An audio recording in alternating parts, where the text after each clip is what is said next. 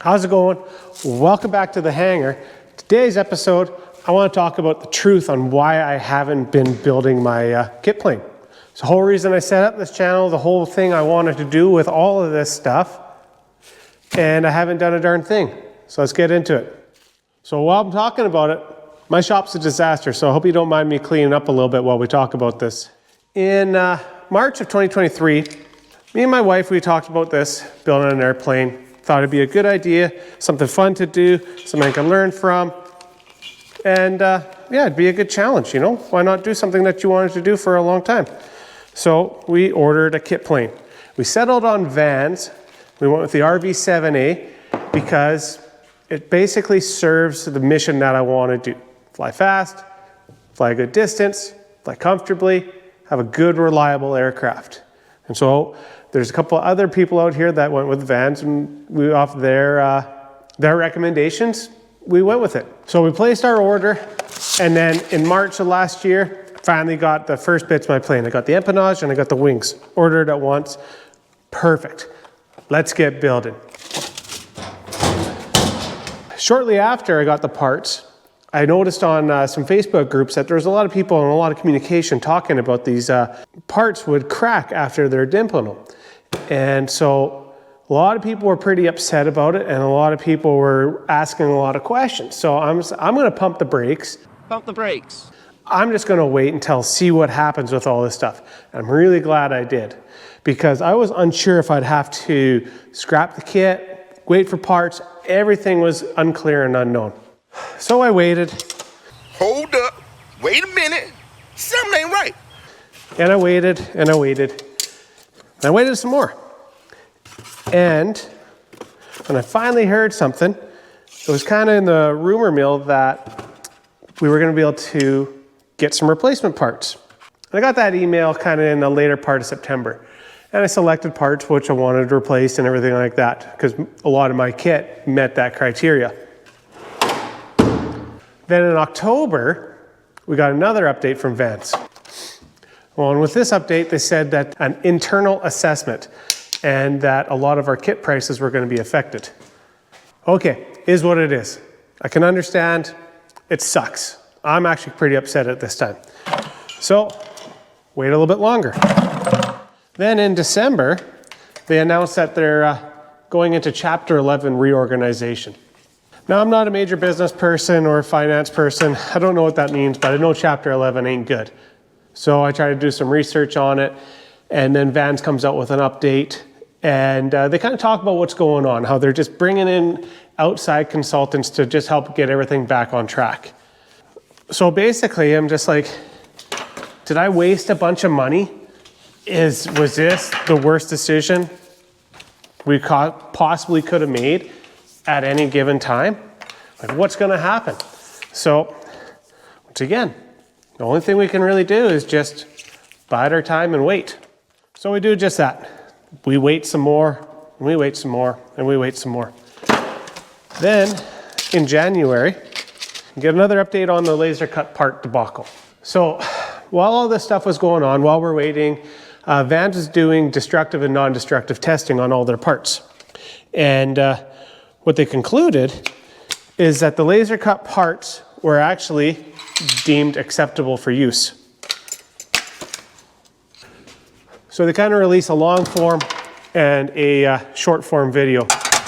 And they just kind of go into depth on the type of testing that they did, how it performed, what we expect, etc., etc.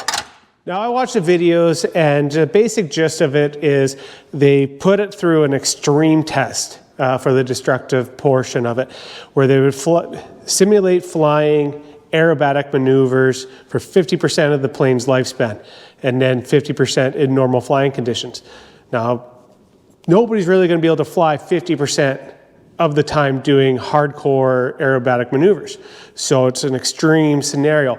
And with all the testing, they're still deeming all the parts would be within the tolerances of the lifespan of an aircraft. An aircraft lifespan's around 18,000 hours. And great news. So now my hopes are getting up again.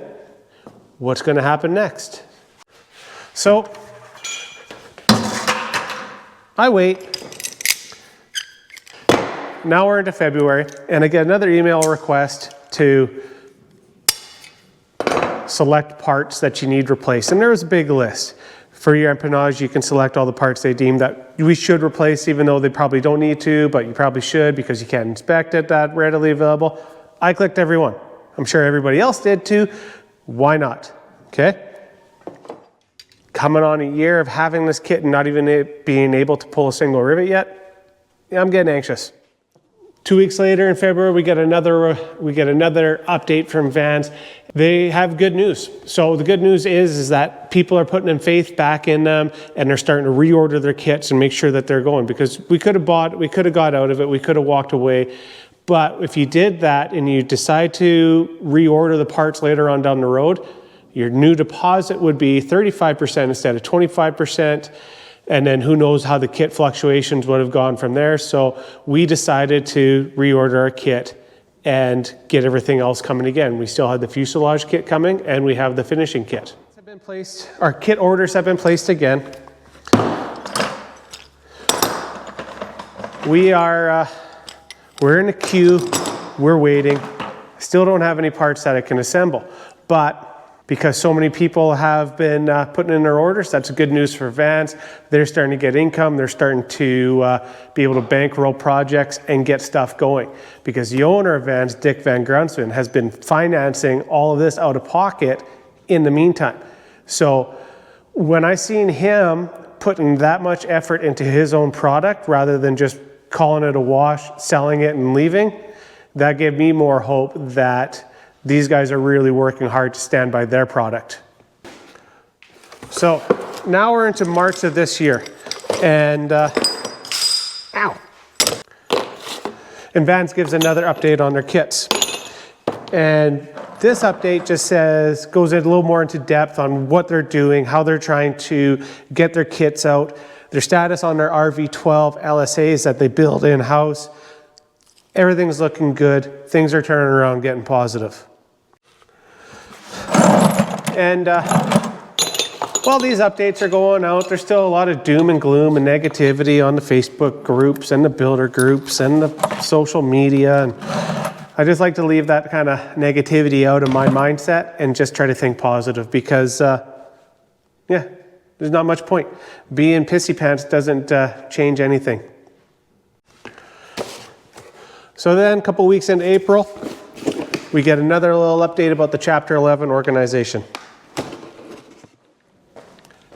It's not a major update. It just says that everything is kind of going the way they're hoping to go.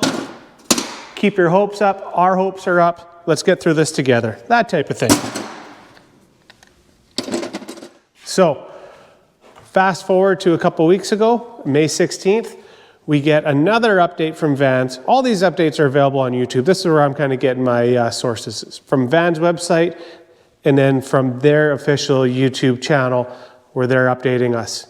And this update says that their reorganization's approved, things are working, they're getting back on track, they're getting back up to full production, everything's working out. I can't be happier. So fast forward to now, where does that leave me? Well, hopeful, happy, with more parts.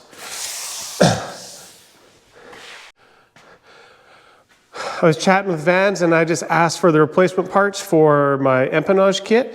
They shipped them right out to me. The fuselage kit is on its way here soon, and I'm holding off on the finishing kit. I just want to get some things built. So stay tuned, because I'm actually going to get to start building this very soon. Thanks for watching.